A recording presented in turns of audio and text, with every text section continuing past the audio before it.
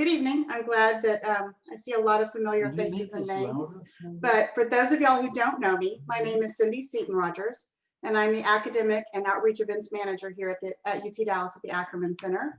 And I would like to welcome all of you for joining us tonight. Before we jump into the discussion, though, I would like to just go over a couple of quick items. If you don't mind, go ahead and if you're not muted, mute yourself and then stay muted throughout the entire event. I would also like to ask you, if you don't mind, to stop sharing your video so that we can maximize the feed and that we can make sure we have enough bandwidth for the whole event. So we've got a pretty fabulous panel tonight to discuss the documentary, The Silence of Others, which I hope that you all had the opportunity to watch. And so now it's my pleasure to introduce our panelists. Dr. Pedro Gonzalez Corona graduated from the School of Political and Social Sciences, UNAM, in Mexico City. He then worked for the Mexican federal government in the fields of social communication and law enforcement, where he had his first formal academic approach to human rights. After immigrating to the US, Dr. Gonzalez joined Amnesty International as a volunteer. He has a master's of liberal studies with a concentration in human rights from SMU and was a visiting scholar at the Institute for the Study of Global Anti-Semitism at Oxford. He has been a visiting assistant professor at UT Dallas since fall of 2019, where he has taught undergraduate and graduate courses. Dr. Amy Kerner joined the Ackerman Center this fall, and she is an assistant professor in Holocaust and Human Rights Studies and is the fellow of the Jacqueline and Michael Wald Professorship in Holocaust Studies. She is a historian of modern Europe and Latin America with a particular interest in the history and political legacies of immigration to Argentina in the 20th century. Dr. Sarah Valente is also a visiting assistant professor at the Ackerman Center, where she teaches courses about Jewish and Latin American history, literature, and cultural memory. Her fields of expertise include Holocaust studies, translation studies, and human rights, focusing specifically on military dictatorships in the Southern Cone. She teaches about the Spanish Civil War in her literature course, Exile in Latin America, and she is the producer and host of the Ackerman Center podcast, which will have a new episode released this Sunday at 10 a.m. And so without further ado, Dr. Gonzalez, could you start us off? Yes, thank you, Cindy. Good afternoon, everyone. Thank you for being here. I'm really honored to be able to present and discuss this with my colleagues. What we can see in the movie is really moving, sobering, shocking from the perspective of human rights. And but we don't get a very clear picture of what the Franco regime was, and I think that we must begin the conversation by getting at least a minimum understanding of what was the political situation during the Franco regime and prior to it. So that's what I'm gonna share with you this presentation. Can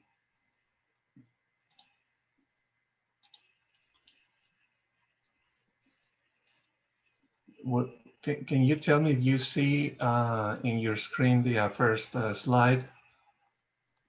Yes, we do. Thank you. We see all of your slides. So if you want us to not, if you want to surprise us with each coming slide, go ahead and start that slideshow. Do you see the show now? All right. Okay, thank you. We can also see your notes though. So if there's any notes in there that you don't want us to see. I don't have notes. Okay. No. Oh, so I understand what you're saying. You're watching my this screen where I have the mouse. Yeah. Right? So it might be better if you just go back to the way that you had it. Sorry about that. Okay. All right. Okay. Let me see. Maybe just hit escape. There you go. That's now? Perfect. Nope, that's perfect. All right. Okay. So the fascist regime in Spain used to sing and repeat this slogan every time they got a chance or where they wanted to display their pride. Que viva la muerte, long live death. So I wanted to title this presentation, this brief presentation, The Secret Lives of Fascism.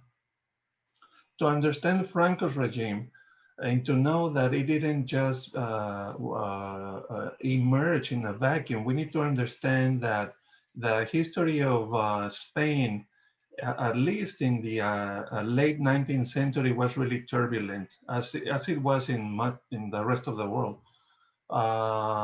They went through two different civil wars.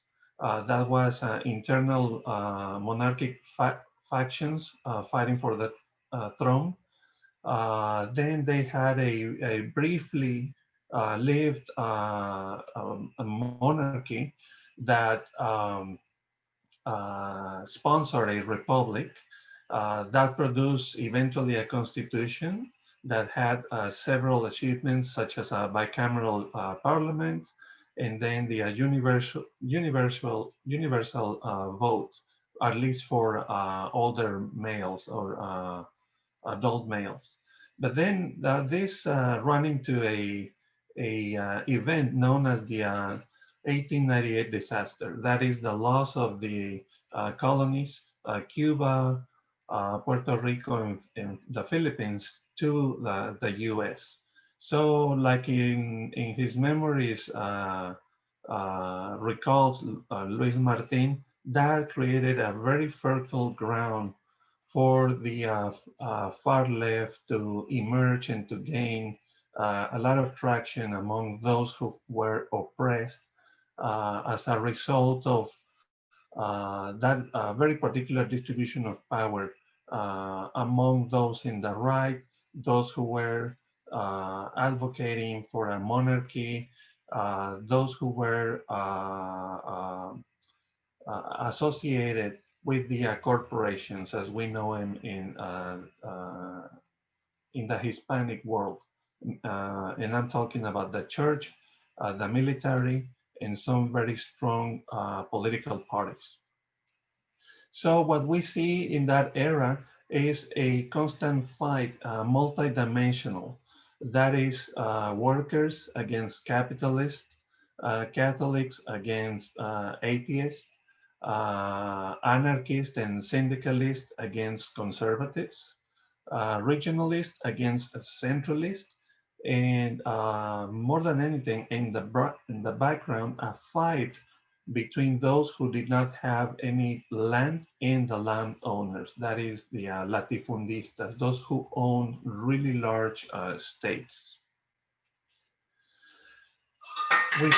We see in the movie that the transfer of power from the dictator Franco to the representative of the monarchy, the king, happens in a somehow cordial environment. When he receives the power and he's named the successor of the regime, he says, "I'm accepting the legitimacy born on July 18th, 1936.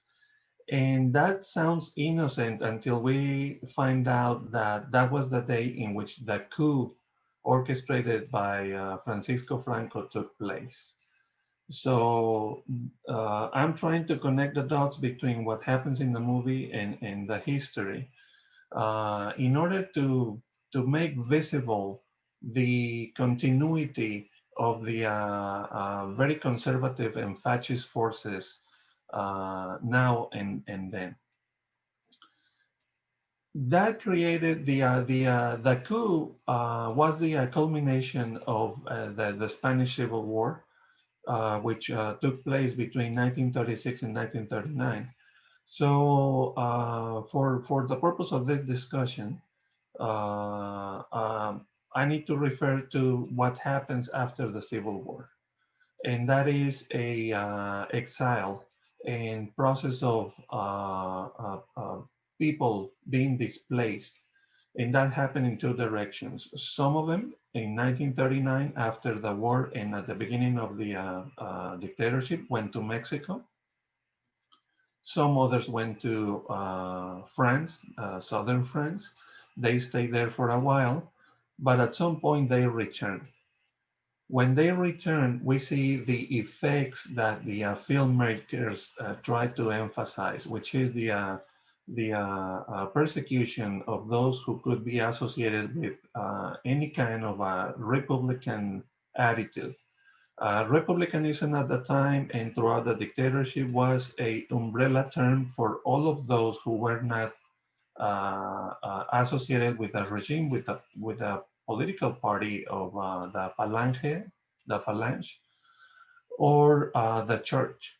That said, anyone who could be associated with labor unions, anarchism, socialism, communism, or even simply democracy were going to be considered an enemy of the state, and therefore they were going to be hunted and incarcerated, executed, tortured, as we saw in the movie.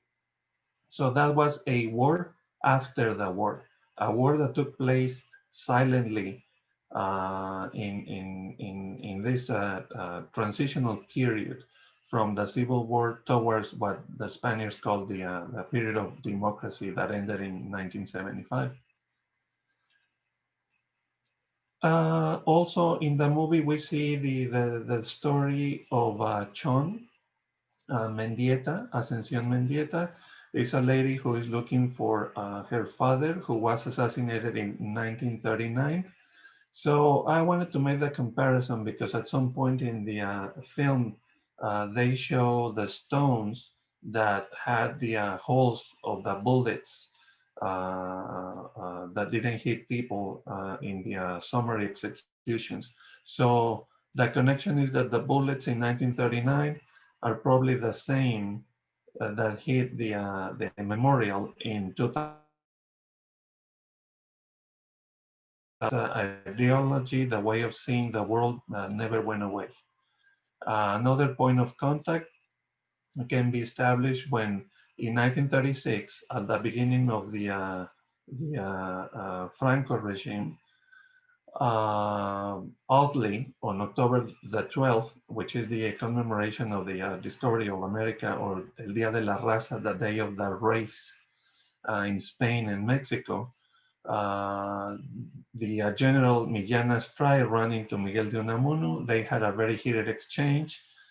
And the general, of course, had the support, and this was happening in the University of Salamanca, the support of the Falangistas and fascist supporters. And Miguel de Unamuno was part of the intelligentsia, the intellectuals. He answered to the very upbeat declarations of the general that they could win because they had brute force, but they could never convince. So at that point, Miguel de Unamuno had to be escorted out of the building because the people got really violent. Now that shock, that first encounter between those ideologies that here is symbolic because it had been happening throughout the history of Spain, can be traced all the way to the 21st century. And that's when we see in the film the reference to the Make Spain Great Again, which means Hispanic again, meaning, Iberic or European again. And that it can be associated with the fact of the rejection of changing the names and the association with a history that in reality celebrates brutality. All right, so that is my introduction. We can continue with my colleagues. Thank you.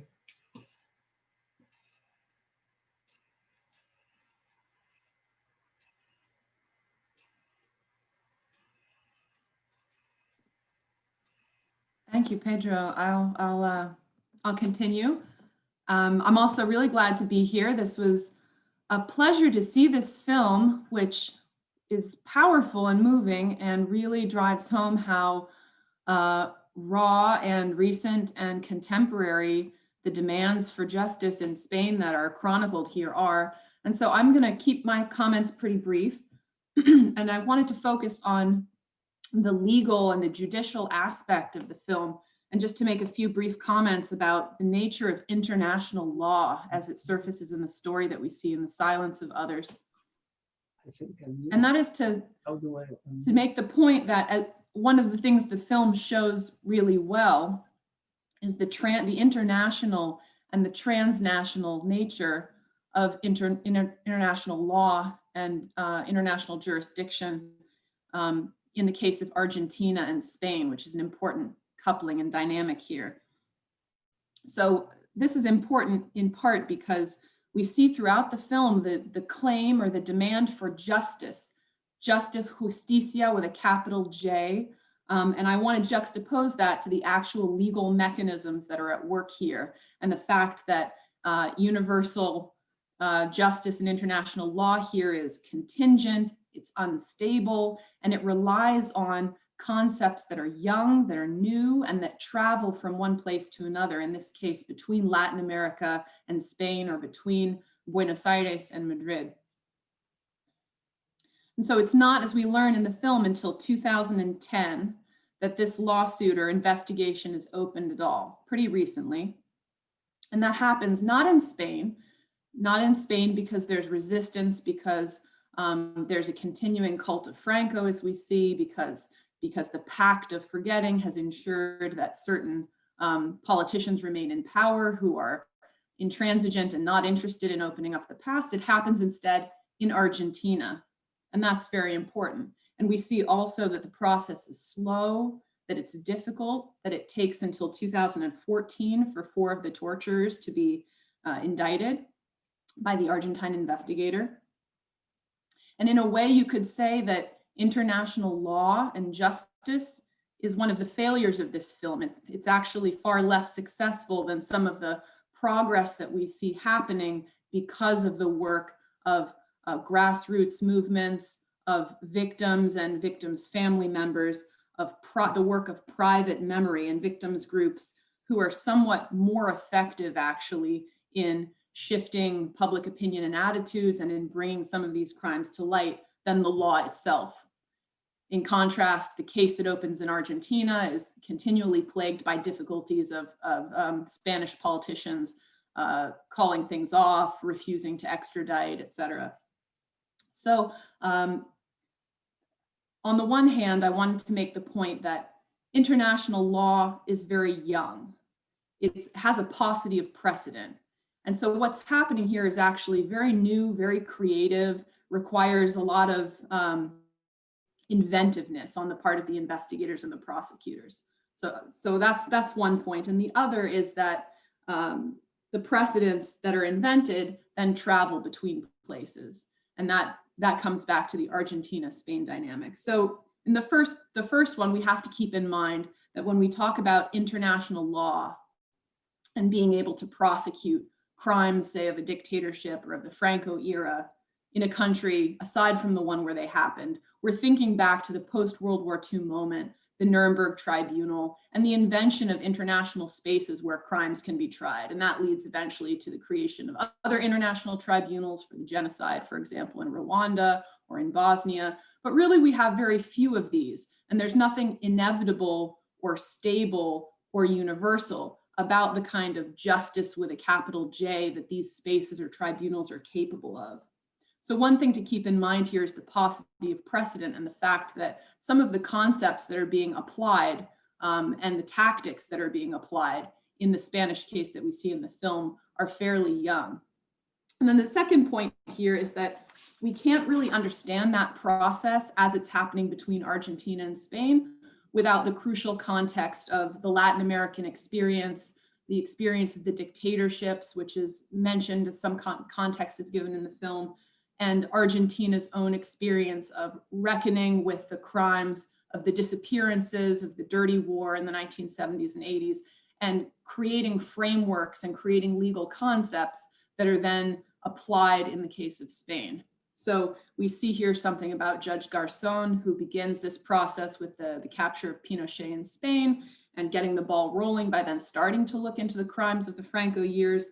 But ultimately, it's the Argentine investigator and the Argentine lawsuit that sets the ball rolling with the possibility and the hope that the victims and their families have of indicting torturers, indicting criminals in Spain, and perhaps extraditing them to Argentina.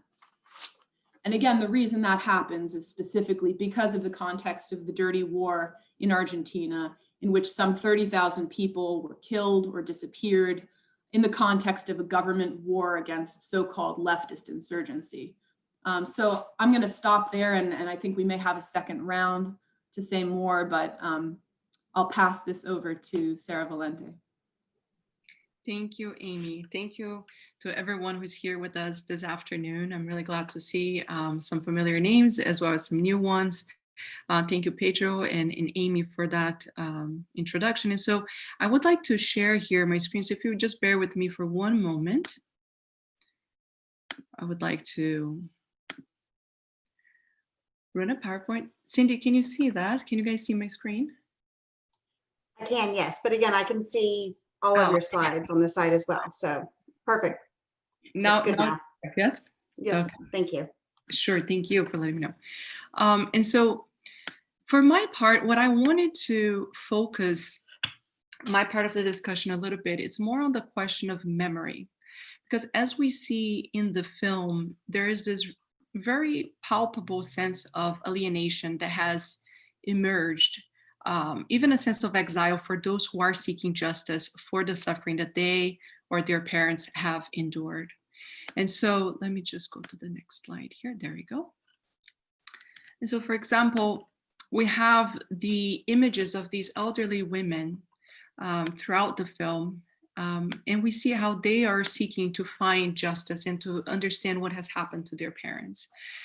So on the one hand, we have, the fight for memory, and as well as seeing memory under attack, which is, there are these different moments throughout the film where we see whether it's the former prime minister of Spain or the king himself or the current prime minister talking about the past as something along the lines of stirring up tombs and bones, right? There is this allusion to trying to uncover something that is not justifiable. And when the filmmaker actually asks this question to the Prime Minister, Mariano Rajoy, he says, if it is true that the grandparents' bodies are still missing, the government can't really do anything about it. And so we see kind of like this tension between those who have suffered and then those who actually continue to, in many ways, as Pedro mentioned already in his part, it is an issue that we see continuing on to our time. And so I think it's important also to highlight the connection that I will be making here with this question of memory as being one akin to that of exile for those who even remain in Spain themselves. I think it's important to highlight that during the Spanish Civil War, from 1936 to 1939, about 500,000 Spaniards became refugees and exiles. And then to draw that connection to what Amy just said, during the military dictatorships of Latin America, there's a movement of about an estimated movement of 1 to 3 million people who went into exile because of those conflicts. And so we see these connections also emerging. And so the desire to forget is something that we notice as being quite widespread. So the official policy, as we see, the scene in the town square where especially the older generation, when they're asked about the war, they simply dismiss that as, you should forget about everything, you should move on. The country won't get anywhere if we try to actually face that past. And so this policy of forgetting is, of course, not something that the population themselves invented, but it is something that continues to be reassured by the top officials, as we see even King Philip VI mentioning in this film, no one should stir up old grudges or open closed wounds. And so I really see this film as being anchored on the pain and suffering of those whose wounds did not close, whose wounds could not be closed, right? So I'd like to once again bring up the idea of the two elderly women, especially. I think it's, as we watch it, is a very heart-wrenching experience to see how, they're in their late 80s and they're still searching for the remains of their parents. And in the case of even the way in which Maria Martin, the one that's, you see her photo in the slide in front of you, when she's talking, even the trauma that she experienced as a young child. I think we can hear it in the way in which she's whispering, like the whispering voice of Maria Martin, whose mother was taken by the Franco supporters and was subjected to humiliation and to persecution, and then was, in the end, after being paraded through town, she was murdered together with 30 others. We see that there is this lack of closure. There is an impossibility of seeking justice because of the way in which the government has taken this matter into the current time. And the others that we see throughout the film are also searching for justice, but they're searching for a different kind of justice, right? It's the justice for their own torture, their own experience at the hands of the military officials who now are living as free men in close proximity to them. And so I think that the film really shows the power of the collective narrative, which is something I think it's really important, pointing to this kind of shared experience by those who suffered, whether it's a political or familial, but it really brings to the forefront the importance of witness, the need for testimonies in order to bring an attempt to justice. Because as we see, when the lawsuit begins, when it's first filed in 2010, there were only 2 plaintiffs. Then 6 years later, as this case started to go on, there were already 311 plaintiffs, and we see many other issues developing from this. And so when we think about this narrative, what I wanted to share with you, as you're all probably familiar with Federico Garcia Lorca, who was one of the greatest Spanish poets, and he was born in 1898, and he was part of that famous generation, together with Salvador Dali and Luis Buñuel, of artists and filmmakers and painters and writers that were known as the generation of 27 in Spain. And what I would like to share with you is this poem that he wrote, one of the very last poems that he actually wrote prior to being murdered by the nationalists. It's a poem where there is this foreshadowing of violence that is about to come. And as we know, in Lorca's poetry, there is always already something revealed about the coming agonies of the Spanish Civil War. And so if I could just read this poem here, which he wrote in 1936, and as I said, because of his political leanings, and as well as being a very vocal supporter of the Republican cause, he was then taken by the nationalists and was killed by a firing squad in August of 1936. And so here's the poem, Qasida of Sobbing. And Qasida, of course, is an ancient Arabic form of poetry that he utilized, especially in his last poems. He says, I have shut my balcony door because I don't want to hear the sobbing. But from behind the grayish walls, nothing else comes out but sobbing. Very few angels are singing. Very few dogs are barking. 1,000 violins fit into the palm of my hand. But the sobbing is a gigantic dog.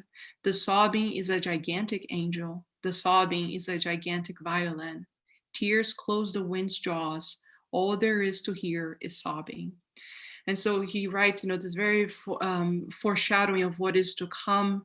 And after his death, after he was murdered, his remains were never found. His works were, of course, banned under the Franco regime. That banning of his works was only rescinded in 1953. And it was really after Franco's death that his works, his life could actually be discussed openly in Spain. And so when we think about the ways in which this film portrays memory itself as being under attack, I thought it was important to bring up both his poem, and then here, of course, is an image of a marker, a memorial that was placed, in his memory and to all the victims. But I also wanted to bring to the front. Let's see here. There's the other poem that was written by his Federico Lorca's spiritual father, as he used to call him, his mentor, who was also one of the great Spanish poets, who later on won the Nobel Prize for Literature in 1956. But in 36, he goes into exile from Spain, and he continues to write throughout the end of his life in Puerto Rico. And he deals a lot with this question of being in exile, and to really, you know, illustrate the point that I'm trying to make with the reality, especially of the elderly women that we saw in this film, this sense of alienation, of isolation, the sense of being completely without power to decide their future, or without any power to actually get to receive justice for what happened to them. I want us to also think a little bit about the ways in which those Spaniards who went into exile felt about the situation, and also wrote very famously about the Civil War and its aftermath. And of course, here he's writing from the experience of exile, but I think it's important to also draw that comparison. And here's the poem. It's titled Oceans. I have a feeling that my boat has struck down there in the depths against a great thing, and nothing happens, nothing. Silence, waves, nothing happens. Or has everything happened? Or are we standing now quietly in the new life? So you see, this sense of the standstill, that is something that I really saw it as a connecting line throughout this film, the sense of that nothing is happening. And, you know, the moment where we actually see, you know, the group that was actually able to travel to Argentina, where they finally thought they had a chance, and then they're told no, they won't be able to hear our case. So, you know, this kind of constant fight, it's almost like a constant going, a constant standstill at the same time. I think it really complicates this experience of those who went into exile, but as well as those who continue to live in their own countries and experience that form of exile because of the Spanish Civil War and its aftermath, and the inability of the rest of the population to really deal with their own history. And so I have more things to show, but I think I will break here so that we can perhaps take some questions, and then if we have some time, I will continue to show a few more images. Okay. Let me try to stop sharing. There we go.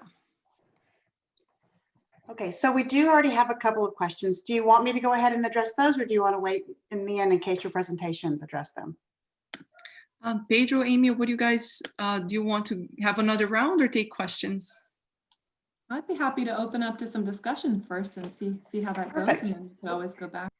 Okay, so we already have someone asking, Lynn Oslin asked, why was Argentina chosen instead of Mexico or anywhere else, for example?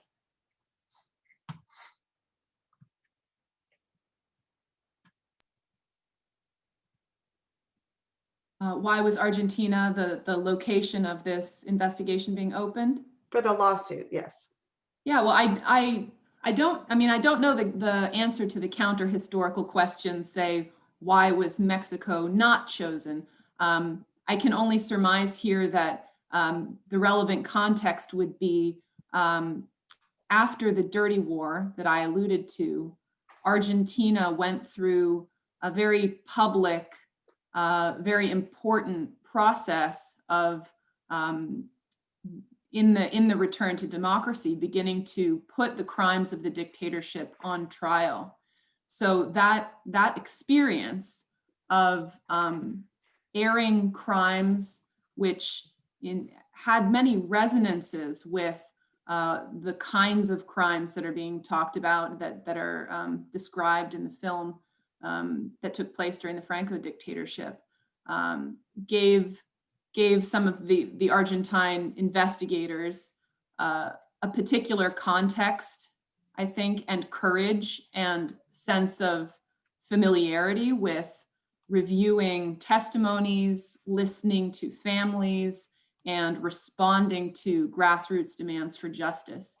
And those kinds of parallels were very important. And one example there would be specifically the legal category of forced disappearances, which was a major aspect of Argentina's experience of the Dirty War, that among the 30,000 killed, many were quote, disappeared or desaparecidos, which means their whereabouts were not ever known or took quite a long time to become known. And this category actually comes up in the film and is applied to many of the victims of the dictatorship, including to thinking about how to describe the fates of some of the infants that were taken from their mothers. And so there's another example in which a kind of legal category is invented in the Argentine context and then travels or is applied elsewhere.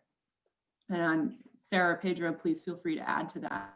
Yeah, the only thing I want to add to that is that there's actually a really interesting connection here, because the trial that Dr. Kerner is mentioning was really brought by the Spanish judge Garzón. He was the one who actually filed charges of genocide against the Argentine military officers on the disappearances of the Spanish citizens during Argentina's dirty war. So that was kind of an entry point. But I think that connection with Baltasar Garzón being the judge, the Spanish judge who files the charges in Argentina, creates this kind of connection between the two countries that later on there is already this precedent that they're able to really fall under. Thank you. There is another question. Michael Wald wanted to know if there's any analogy to the upcoming Supreme Court case. Do any of y'all want to? Just to first ask Michael Wald if he would like to expand on that a little, because I imagine there's some, might have some thoughts about what that nexus is, and I'd be interested in hearing that also. Well, I think there's a case that's headed to the Supreme Court where there are foreign victims trying to redress their grievances in the United States courts under a law that was passed at the beginning of the United States existence, in the 1700s, and still is on the books, because American companies in Europe, where they were victims, were complicit in the torture or something like that. So it's a jurisdictional type question, but it's also trying to redress, human rights violations.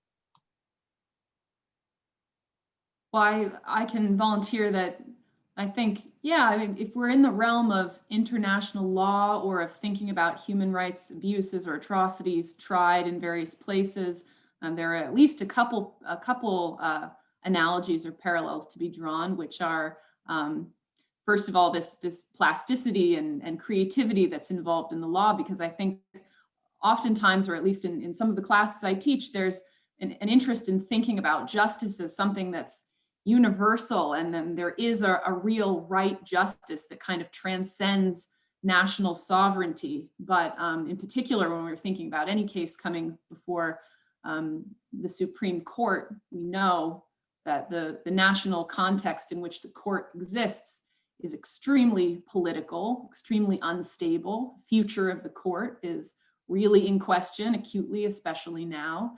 And that, I think, gives us a really good sense of how uncertain the outcomes of some of these cases are, and how much they depend not only on the way these concepts travel and on international interests and non-US interests in what the outcome of that case might be, but on the specific national context of whatever sovereign entity a given court or a given legislative space is situated in. So those are some of my thoughts on that subject. I think that right now is a good time to talk about sovereignty, because the entire framework of human rights and the theory of human rights has been elaborated on top of the foundation of the state. So when we see this type of problem, we need to think that there's the national interest first. A similar question emerged in the Einspruch lecture when somebody asked about the cases of children being in cages or separated. And the answer by one of the presenters, a lawyer, is that that is subject to interpretation. So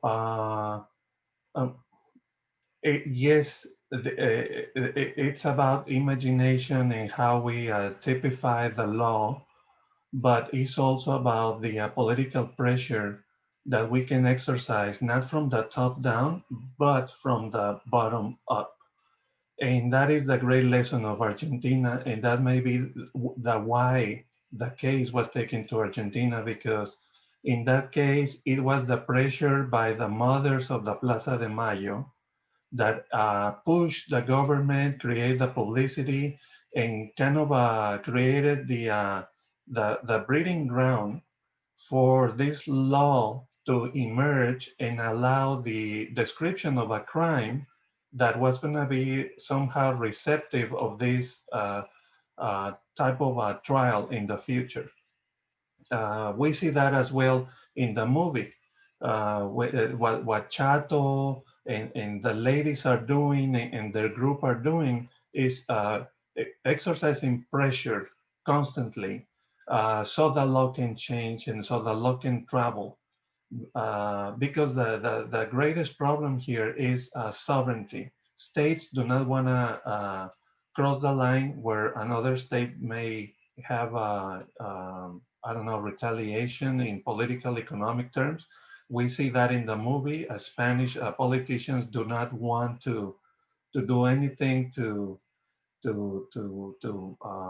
disturb the status quo, and that's why it needs to travel abroad to a court that is already receptive for that kind of a universal justice and a constitution and law that has already the crime described per se. I mean, for what it is. So that would be another explanation for that. Thank you. We do have one more question, and then I think we'll go back through another round of what you all have prepared. Amal Shafiq asked, do you think the racial tension behind the chilling case of the missing newborn still exists in Spain?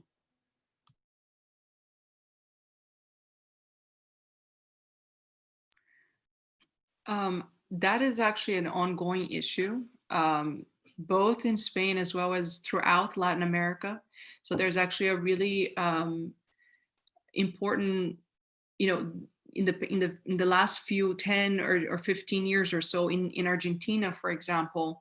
Again, Argentina is the example that we go to here because they have really advanced the ways in which groups, the ones that Pedro already mentioned, the Mothers of the Plaza de Mayo, which was a group that emerged as the dictatorship was happening by the mothers of those who were disappeared. So it was a group of women who would get together in front of the national palace and to ask about where are our children.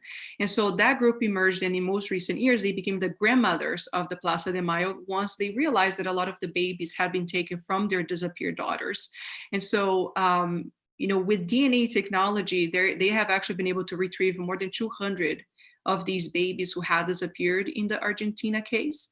And I imagine that Spain has also already instituted this kind of more scientific approach to try and match up the children who are now adults to relatives that may still be alive. So we see this happening not only in Spain, but also in Latin America as well. In regards of the racial tension, I think it is there still, because there has been a obsession with race in Spain and the colonies. I'm talking about Latin America. That obsession has not been the same and not with the same intensity. It has been transformed somehow, but it emerges every time there's a chance. That's what I showed the picture about make Spain great again, right? That's what it means. Make it free of contamination, right, by other races. That's what it means. We see that this is no accident. There was a Hispanic eugenics program. That is an old vector going through the minds of intellectuals, not only Spain, but Latin America. That has been a factor of division. That has become policy in some states, and that has had very deep and grave consequences in some of our countries. So yes, there is the racial tension, and it goes to way back at the time in which atavism is a big deal. That is, you know, the transmission of certain vices and negative attitudes through biological means, that is genetically, right? So I would say yes. And if I may add to your answer, Pedro, you know, in the film, we see something being mentioned as far as the idea that existed at the time of the Franco regime of the red gene, right? That being a communist was not a political issue, was rather a biological issue. And, you know, this is, I think, the case of the mother, so the woman who brings the case that the babies were taken, she really shows that even after Franco's death, right, you would think that after 75 there would be this return to a more democratic society that would be able to face this, but we actually see how this continues all the way into the 80s, when the babies are still being separated, because there's something about the mothers, right? In her case was that she was a single mother. So she's kind of an outlier from the kind of society that Spain envisioned itself as becoming, a very moral, very traditional Western Christian society. And so I think that this is a really important point where we see the political becoming connected to the biological. And this is, unfortunately, as Dr. Gonzalez said, something that continues to this day. And we actually see in Latin America, there are very clear cases. Unfortunately, you know, if I think about Brazil and the way in which the political environment is at this current moment, we see outward official statements that allude to the racial being a very important aspect to one's political affiliation or leanings, and therefore one's danger to society.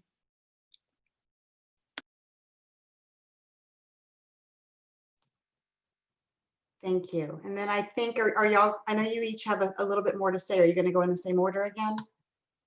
Okay, then I will let you go to it. So should we start in the same order? All right, okay. This Monday, I had as a special guest, Lucia Diaz. She's the founder of Solecito Collective. That is a group in Mexico dedicated to finding the disappeared in the state of Veracruz.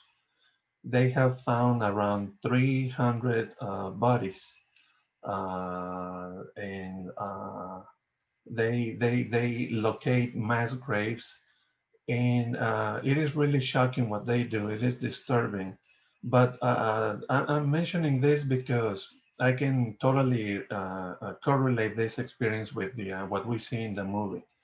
One of the greatest quotes from the presentation by Lucia Diaz on Monday is that we need to change the paradigm. We need to stop seeing people as disposable. I would elaborate on that and say that we will need to stop thinking about people as forgettable, because that implies looking at people as abstractions, numbers, concepts, categorizations. When Lucia finds a mass grave and she discovers a bone or a skull or whatever, she says that the faces of everyone around the excavation illuminate. I cannot imagine how the people who have lost someone and who have become a disappeared, which is a euphemism for being dead, but you don't know where the remains are, can feel when they find a bone. And what Lucia says is that their faces illuminate and they go happy back home because they think that that body part may be their loved one, a relative, a friend. So the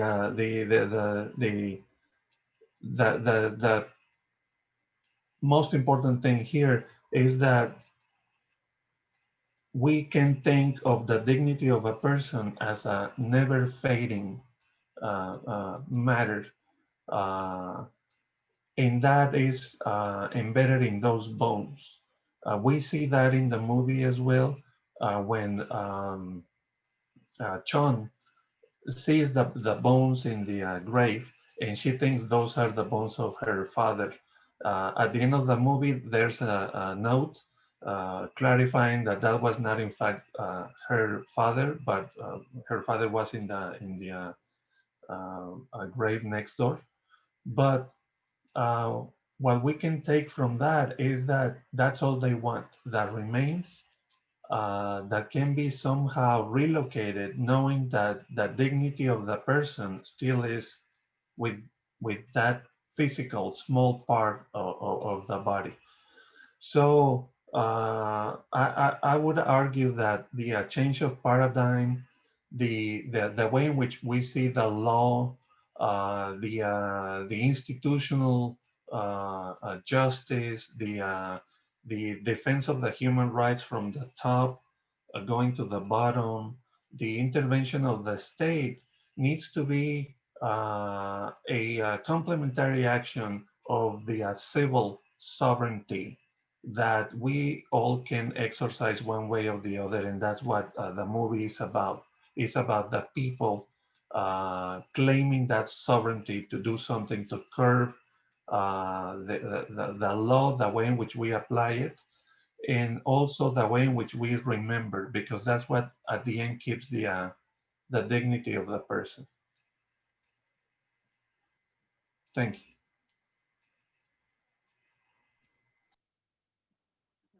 Take the baton here again. I'm just going to remark that I'm seeing Cindy's comment here in the chat that she had come across a massive protest in Madrid last summer and that the passion was palpable. In other words, this fight for justice hasn't stopped. But of course, we all remember the scenes of people going out on their balconies and singing in Spain in solidarity when the pandemic hit.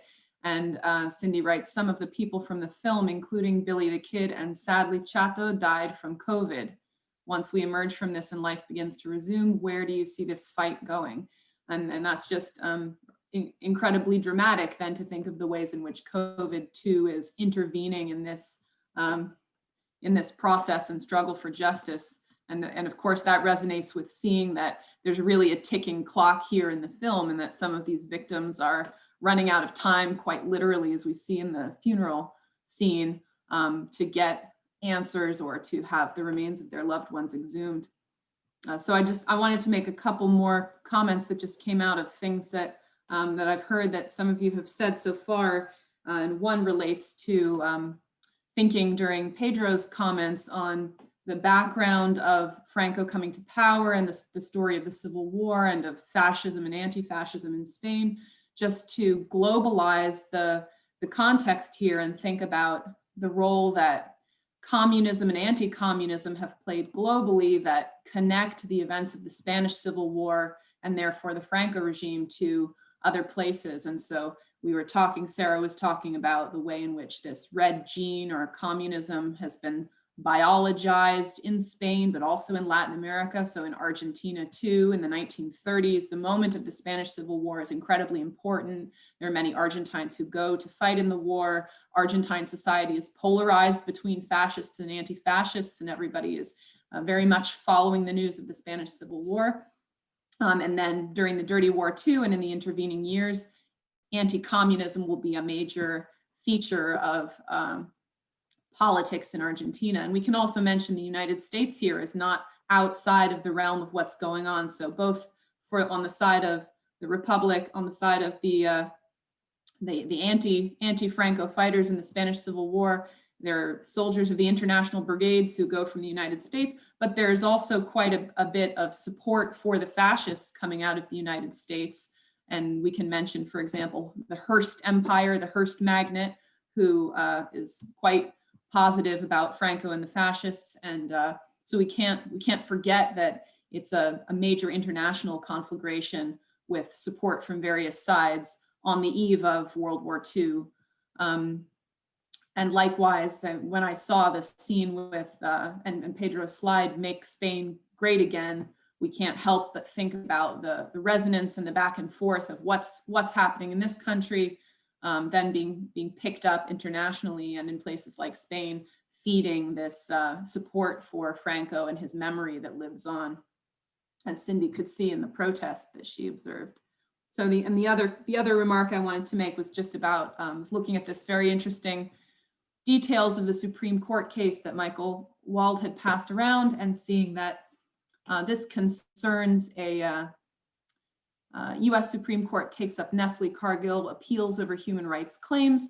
So this is going back to an 18th century law that allows agreeing on Thursday rights, allows human rights abuses occurring to be taken up and sued for by, I guess, non-Americans abroad. And so this has to do with a subsidiary of Cargill, Nestle, that was involved with, it's filed on behalf of former child slaves from Mali against the companies filed under the Alien Tort Statute and related to US companies turning a blind eye to the use of slave labor on farms in the interest of continuing the cocoa trade in the Ivory Coast. So just to come back to what the parallels are, because that's a very interesting question. One way in which this is a parallel too is that it brings up the subject of statutes of limitations. In other words, can very old crimes be brought back? Can wounds be reopened, reanimated, and prosecuted today? And there are parallels, say, with the use of the genocide, the Convention on the Prevention and Punishment of Genocide, and the way in which, well, on the one hand, the concept is modern, it's new, it's a post-World War II invention.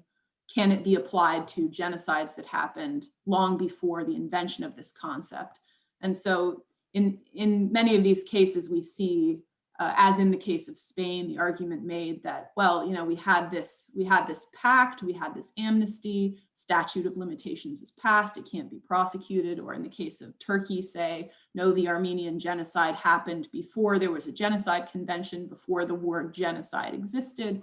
So in that way too, we see how there is nothing stable or objective about the creation and application of some of these terms in international law, but rather these become, again, contested terrains subject to power politics and sovereign powers, which is precisely why it's so important that there is international space and circulation and traveling back and forth to other countries where there are other similar experiences or real investment in listening to the testimonies and in investigating and prosecuting some of these crimes. Let me pass this back over to Sarah. All right, and let me share once again just a few more images with you. All right, let me see here. Okay. All right, and so Perfect. Thank you, Cindy. And so I think what becomes clear for us is that there is the more legalistic side of this, which is, I think, very complicated, as Amy just explained further for us. And I want to go back a little bit to this idea of the importance of the collective work of memory by the people themselves, because I think in the case of Spain, as we saw very clearly in this film, and if we were to watch other films, for example, Finding Oscar, which details what happened in Guatemala, the murder of 200,000 native Guatemalans, or the films that show what happened throughout Latin America in the 60s, 70s, and 80s, we will see that what emerges is the collective memory of the people themselves, in many ways substitutes the justice that oftentimes never comes. And so here, what I really wanted us to do is to think a little bit about the narratives of suffering that were presented in this film, and that we are able to see, and I already alluded to this in my first part, that for those who remained in Spain, those who were the children of the victims, or those who were tortured themselves, who were in prison, whose babies were stolen from them, they experience a type of exile in living in a country that is not able to recognize its past, right? The law itself, the 1977 amnesty law, was the promulgation of forgetfulness, right? There is this very strong sense of forgetting things. And so I wanted to show a few images here that are actually quite powerful and further create the connection between Spain and Argentina. So these images that I will be going through just a few of them very quickly. These images were taken by an Argentine photographer, Gustavo Germano. And Gustavo's own brother is one of the disappeared in Argentina. And so as a way of creating memory or trying to deal with the trauma that his family experienced, he created a project in Argentina. It was the first one that he did early on, called Ausencias, or Absence. And then when he finished that project, he went on to explore the exiles from Spain. And so these are the images that we have here in front of us. And the pain and sorrows of exile become really explicit in the work that he does. And in the case of, writers who I already mentioned, Jimenez, for example, the poet, the concept of, writing a book or being able to publish their work, in a way provided for them a connection to their new life, provided for them a way of, establishing a new identity in these new countries. But as we saw in the film, for those in the film, the act of justice is itself a form of trying to create a connection between time past and time present. And so, this is a similar thing that these images are doing here, where Germano, the photographer, met with many exiles who had left the Spanish Peninsula in 1939 and who did not return. And so there was a 70-year gap between, the image on the left and the image on the right, where he exhibiting these two images together, he really creates this effect for us as the viewers, as of the contrasting of time, and this notion that for the exile, time sort of stops, even though it continues on. But I think it is also what we see in the suffering of the collective narrative that emerges from this film.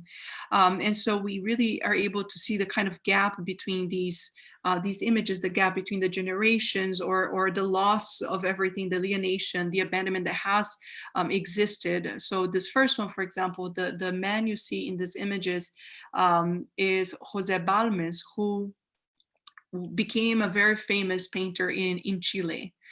His family had to leave because his father had been involved with the Spanish.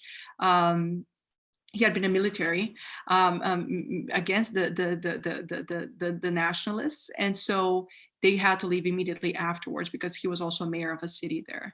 And so when José Balmes was growing up in Chile, he became, of course, very involved with politics himself. So during the Chilean military dictatorship, he actually went back to Spain as an exile, and then later on returned to Chile again, becoming the dean of the School of Arts in the University of Chile. He won all kinds of prizes for his art. But we see many others who had a similar sort of experience, as far as, in this case here we have Mariano Constante, who himself was early on, Dr. Gonzalez mentioned about the exiles who were sent to France. There's an estimated 15,000 Spaniards who were sent to Nazi-occupied France on purpose by the Spanish Republicans and nationalists, I'm sorry. And he is one of these cases where he survived to tell his story and what happened to him. And then we have just a few more that I would like to go through here.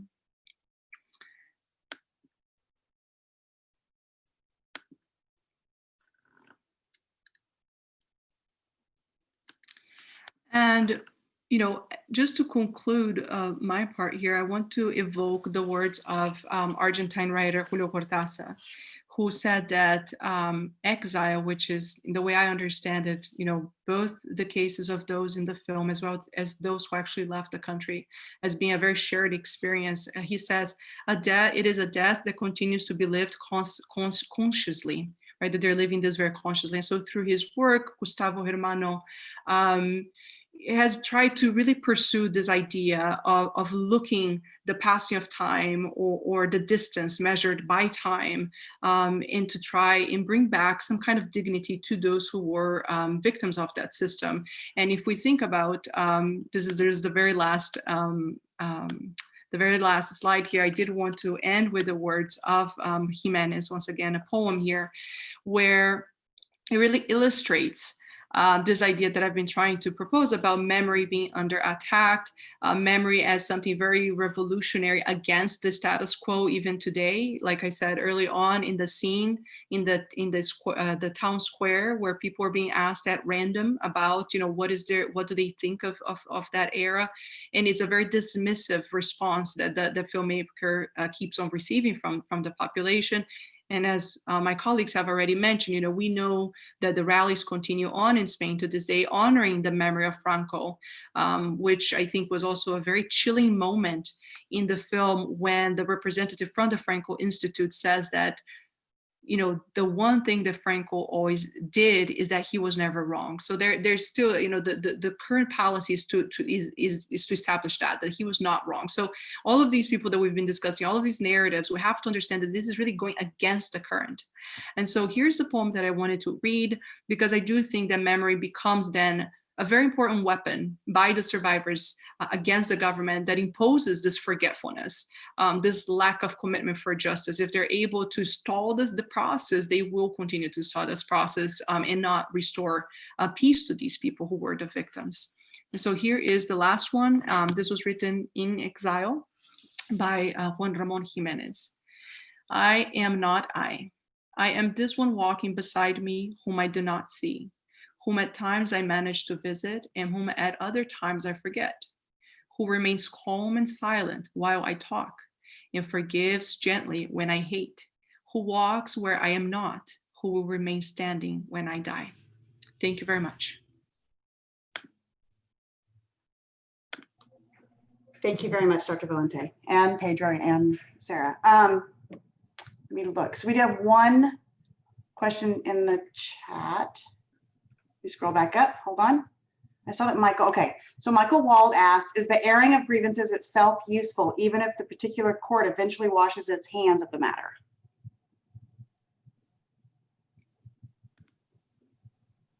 Well, yes, I think the answer to that the film gives is a resounding yes.